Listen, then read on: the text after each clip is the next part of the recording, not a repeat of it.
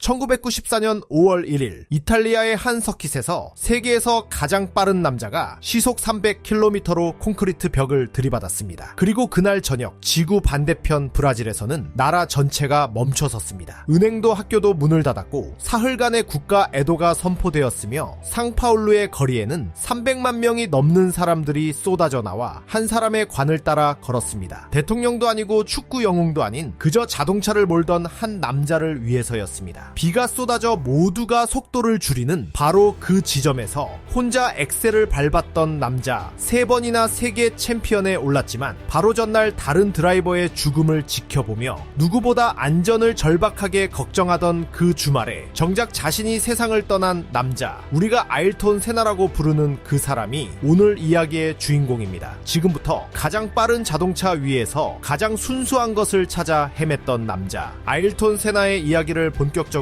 시작해보겠습니다. 1960년 3월 21일 브라질 상파울루에서 태어난 세나는 브라질이라는 나라를 떠올릴 때 쉽게 연상되지 않는 상당히 부유한 집안의 아들이었습니다. 아버지 밀톤은 자동차 부품 공장과 넓은 농장을 함께 운영하던 사업가였습니다. 그런데 이 아이에게는 부모를 걱정시키는 문제가 하나 있었습니다. 3살이 되도록 계단을 제대로 오르지 못했고 똑바로 걸으라고 하면 자꾸 옆으로 돌았으며 자전거에 태워놓으면 결국 내려서 걸었습니다. 병원에서 뇌파 검사까지 받았지만 이상은 발견되지 않았습니다. 그저 몸의 움직임을 조절하는 능력이 또래보다 많이 떨어지는 아이였을 뿐입니다. 훗날 시속 300km의 자동차를 손끝 하나로 다루게 될 그 아이가 처음 들은 말이 그것이었다는 사실은 지금 생각해도 참 묘한 부분입니다. 아버지가 선택한 방법은 조금 특이했습니다. 아들이 4살이 되던 해 잔디깎기에서 떼어낸 마력 하나짜리 엔진을 얹어 손수 작은 카트 한 대를 만들어준 것입니다. 몸을 쓰는 감각을 길러주려고 아버지가 직접 만들어준 재활 도구였습니다. 그러나 그 카트에 올라탄 순간 아이는 완전히 다른 사람이 되었습니다. 땅 위에서 그렇게 서툴던 아이가 핸들을 잡는 순간 누구보다 정확하게 카트를 컨트롤한 것입니다. 13살이 되던 1973년 세나는 정식 카트 대회에 처음 출전해 자신보다 나이도 경력도 많은 상대들을 제치고 예선 1위, 그러니까 맨 앞에서 출발하는 폴 포지션을 따내며 경기를 지배했습니다. 1977년과 1978년 남미 카트 챔피언에 오른 세나는 세계 카트 선수권에서도 2회 연속 준우승을 차지했습니다. 세나는 F1에서 3번이나 챔피언에 올랐지만 세상을 떠날 때까지 이 시절을 인생에서 가장 좋았던 기억으로 꼽았습니다. 훗날 그는 그 이유를 이렇게 설명했습니다. 그건 순수한 레이싱이었고 순수한 주행이었다. 거기엔 정치도 없었고 돈도 얽혀있지 않았다. 1981년 21살이 된 세나는 레이싱의 본고장인 영국으로 건너가 포뮬러4라는 하위 무대에 뛰어들었고 낯선 나라와 낯선 언어 그리고 브라질에서 온 부잣집 아들이라는 곱지 않은 시선 속에서 데뷔 시즌에 곧바로 챔피언에 올라버립니다. 그러나 이 완벽한 첫 시즌이 끝나자마자 세나는 돌연 은퇴를 선언하고 브라질로 돌아가 버립니다. 레이싱을 취미로만 여겼던 아버지가 지원을 끊었기 때문이었습니다. 20살에 결혼했던 아내와의 관계도 이 시기에 완전히 어긋나기 시작했고 상파울루의 사무실에 앉아 부품 재고를 정리하던 6달 동안 세나는 매일 밤 잠들지 못했다고 합니다. 물려받을 공장이 있었고 돌아갈 가정이 있었으며 브라질에서 가장 안전한 미래가 보장돼 있었습니다. 그리고 22살의 세나는 그 전부를 버렸습니다. 이혼 서류에 서명하고 아버지의 사업을 포기한 채 다시 영국행 비행기에 올랐습니다. 그가 되찾으러 간 것은 명예도 돈도 아니라 카트장에서 알고 있던 그 순수한 감각 하나였습니다. 이때 그는 자신의 이름에서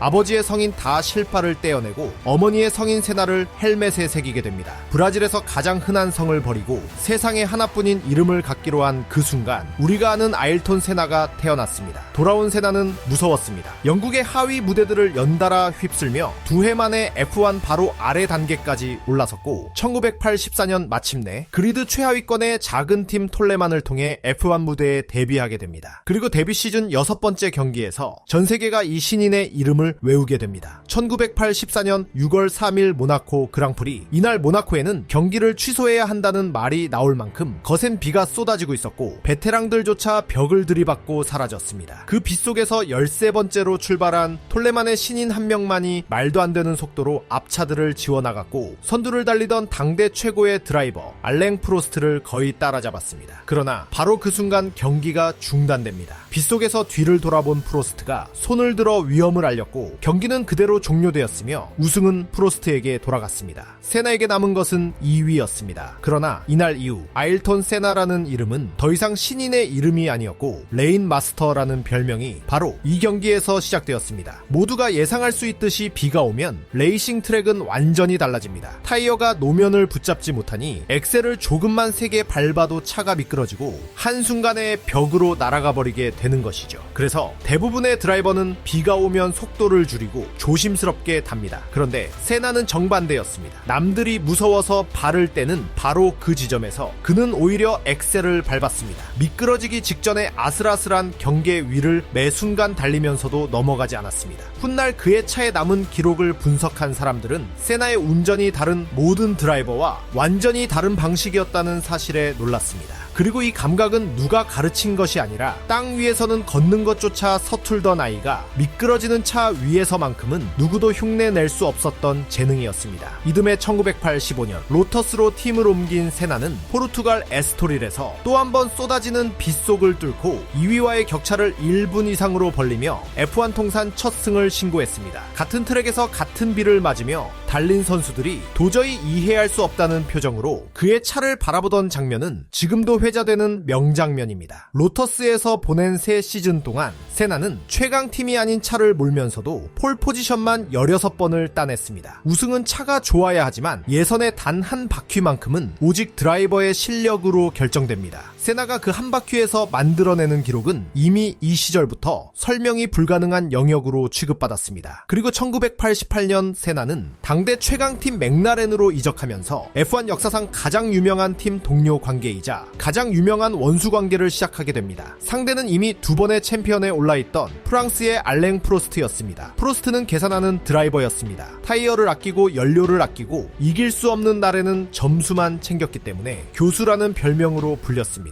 반면 세나는 매랩을 마지막 랩처럼 달리는 사람이었습니다. 1988 시즌 맥라렌은 16경기 중 15번을 이겼습니다. 한 팀이 시즌을 이 정도로 지배한 사례는 F1 역사에서도 손에 꼽을 정도인데 문제는 그 15번의 우승을 두고 두 팀 동료가 서로를 진짜 적으로 여기기 시작했다는 점이었습니다. 그의 에스토릴에서 프로스트가 추월을 시도하자 세나는 시속 300km의 속도로 그의 차를 벽 쪽으로 몰아붙였고 두 대의 차는 콘크리트 벽과 손바닥 하나 간격을 두고 나란히 직선 구간을 통과했습니다. 이 순간부터 두 사람은 팀 동료가 아니라 서로의 데이터를 감추고 엔지니어를 의심하는 두 개의 적국이 된 것입니다. 그리고 그의 모나코 예선에서 세나는 자신조차 설명하지 못하는 경험을 합니다. 같은 차를 타는 프로스트보다 무려 1.4초나 앞서 나가는 동안 그는 계속해서 기록을 단축했습니다. 그날 나는 더 이상 의식적으로 운전하고 있지 않다는 걸 깨달았다. 다른 차원에 있는 것 같았고 서킷 전체가 하나의 터널처럼 보였다. 그런데 다음날 결선에서 압도적인 리드를 달리던 세나는 혼자 벽을 들이받고 경기를 끝내버립니다. 그는 피트로 돌아가지 않고 걸어서 아파트로 가버린 뒤 그날 밤 팀과 연락을 끊었습니다. 가장 완벽했던 순간에 나온 가장 어이없는 실수, 이것이 아일톤 세나라는 인물의 가장 정확한 초상이라고 생각합니다. 그의 챔피언은 시즌 마지막 일본 스즈카에서 갈렸습니다. 폴 포지션을 따낸 세나는 출발 신호와 함께 시동이 꺼지면서 14번째까지 밀려나 버렸고 챔피언십이 그 자리에서 끝났다고 모두가 생각했습니다. 그러나 세나는 그날 스즈카에서 14대의 차를 한 대씩 지워나갔고 경기 후반 빗방울이 떨어지기 시작하자 기다렸다는 듯 프로스트마저 넘어선 뒤 가장 먼저 결승선을 통과했습니다. 브라질에서 온 소년이 생애 첫 월드 챔피언에 오른 순간이었습니다. 이듬해 1989년 다시 스즈카에서 두 사람의 차가 이번엔 서로 부딪혔습니다. 세나는 사고 뒤 다시 달려 가장 먼저 들어왔지만 석연찮은 이유로 실격당했고 챔피언은 프로스트에게 돌아갔습니다. 세나는 이 결정을 받아들이지 않았습니다. F1을 지배하는 정치가 자신의 우승을 빼앗았다고 믿었고 그 분노를 1년 내내 품고 살았습니다.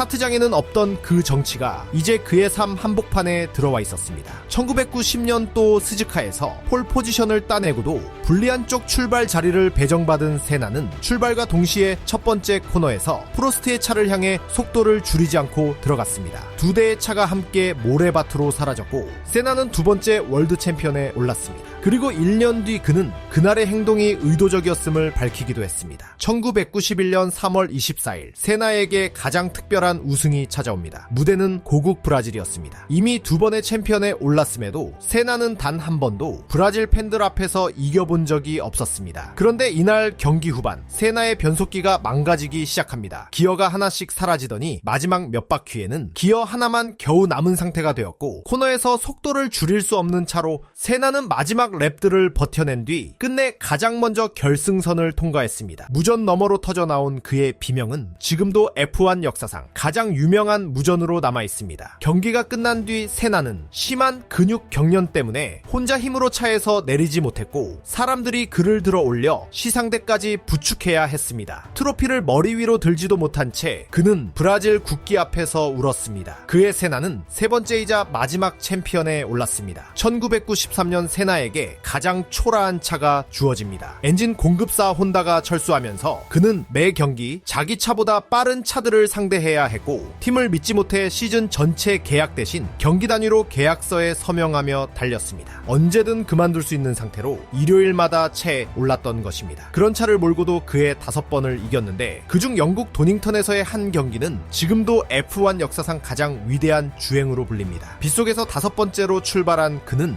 첫 바퀴가 끝나기도 전에 앞에 있던 4대를 모두 추월하고 선두로 올라섰습니다. 단 한 바퀴 만에 벌어진 일이었습니다. 1993년 11월 7일 호주 애들레이드 세나의 41번째이자 마지막이 된 우승이었습니다. 시상대에서는 조금 이상한 장면이 나왔습니다. 그 해를 끝으로 은퇴를 발표한 프로스트가 두 번째 자리에 서 있었는데 세나가 손을 뻗어 그를 가장 높은 자리로 끌어올린 뒤 말없이 끌어안았던 것입니다. 5년 동안 서로를 부수려 했던 두 남자가 마지막으로 나눈 화해의 인사였습니다. 그리고 1994년 세나는 오랜 꿈이었던 윌리엄스 팀에 들어가게 됩니다. 당시 최강의 차를 가진 팀이었고 누구나 그의 네 번째 챔피언을 기정사실로 여겼습니다. 그러나 그의 규정이 바뀌면서 윌리엄스의 차는 갑자기 다루기 힘든 물건으로 변해 있었습니다. 개막전 브라질에서는 고국 팬들 앞에서 코스를 벗어났고 두 번째 경기 일본에서는 출발하자마자 뒤채 받혀 첫 코너에서 경기를 끝냈습니다. 이날 차에서 내린 세나는 코너 옆에 서서 자신을 앞질러가는 차들이 아니라 25살의 미헬 슈마허가 만들어내고 있던 새로운 시대를 바라봤습니다. 두 경기 동안 그의 승점은 0점이었고 그는 가까운 사람들에게 이 차가 위험하다는 이야기를 여러 차례 했다고 전해집니다. 그리고 1994년 4월 이탈리아 이몰라에서 F1 역사상 가장 어두운 주말이 시작되고 있었습니다. 금요일 연습 주행에서 브라질의 후배 후벤스 바리첼로가 큰 사고를 당해 병원으로 실려갔고 다음 날인 4월 30일 예선에서는 오스트리아의 신인 롤란트 라칭베르거가 시속 300km가 넘는 속도로 벽에 충돌해 세상을 떠난 것입니다. F1에서 사망사고가 나온 것은 12년 만의 일이었습니다. 그리고 1994년 5월 1일 산마리노 그랑프리 결선 당일 아침 세나는 자신의 차 안에 오스트리아 국기를 접어 넣어 두었습니다. 우승하면 그 깃발을 꺼내들고 전날 세상을 떠난 후배에게 승리를 바치려는 것이었습니다. 폴 포지션에서 출발한 세나는 7번째 랩 시속 300km에 가까운 속도로 탐브렐로 코너에 진입했습니다. 그리고 그의 차는 코너를 돌지 않고 콘크리트 벽을 향해 직진했습니다. 경기는 중단되었고 이몰라 서킷은 완전한 정적에 잠겼습니다.